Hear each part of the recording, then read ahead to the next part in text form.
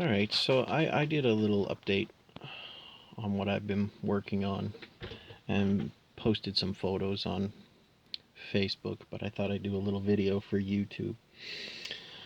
Um, so, a couple of things. First off, I have the decoder with the 21 pin, um, homemade 21 pin to 8 pin harness onto my Soundtrack's Economy 21 pin decoder. I installed, well, first off, I built the sound chamber for this speaker. This is what I had left from a couple of ESU lock sound speaker and baffle kits. Um, the uh, the sound is amazing, but I do have to turn down the volume, the max volume on the decoder. I believe this is only rated for 1 watt, where I think this is pushing 2, so the sound is distorted, but it's loud. And I think the speaker baffle chamber really amplifies this. Um, so yeah, as you can see, I had the base one plate and then this larger chamber, and of course I had the speaker. So what I did was I just took some styrene and capped it off and filled in the gap because the speaker's a little narrower than the lock sound speaker.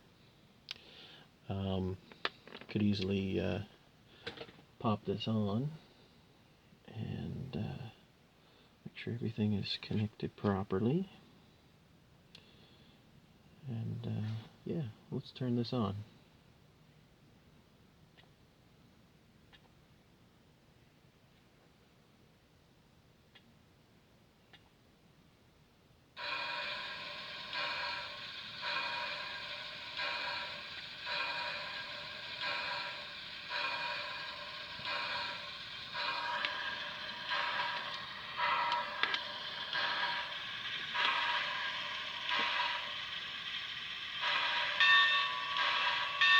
As you can hear, there's distortion, so I'll have to turn down the master volume. But she's freaking loud.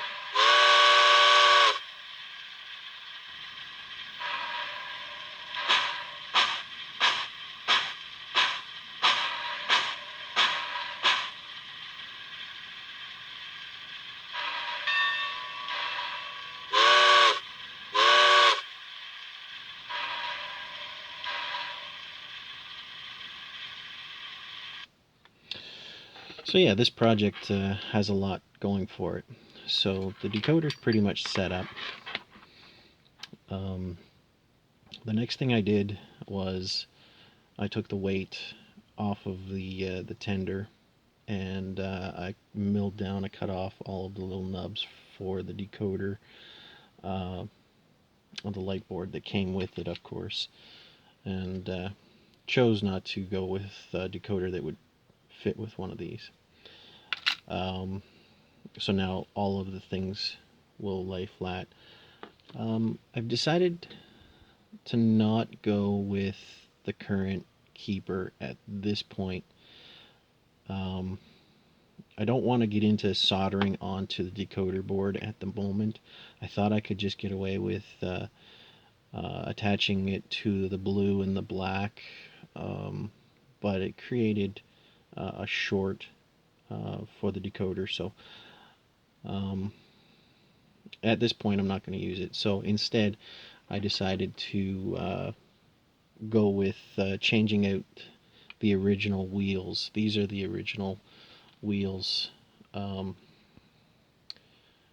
lifelike wheels with the plastic axle, metal wheels, plastic axle, ribbed back, um, which are great. These are nice wheels and all, but they don't to create a pickup for electrical. It's a pain. So I found similar size. I'm pretty sure they're close to the same size. I checked it with a caliper. These might be a smidge bigger, but I'm not sure. Anyway, these ones here, isolated wheel sets with a metal axle. Now normally with a smooth back, normally what I do is for electrical pickup I would create a wiper that would catch this wheel and this wheel, so each truck has like a positive and negative contact. But to reduce the amount of work and the amount of friction on the wheels, I chose to just pick up off the axle. So one truck will be the one side of the rail, the red rail, and the other will be the black rail. So with that, here is the bottom of the lifelike tender chassis with the wheels removed. Now I just have these wires just loosely set in there just to illustrate what's going on. So I took, let's start at the beginning here.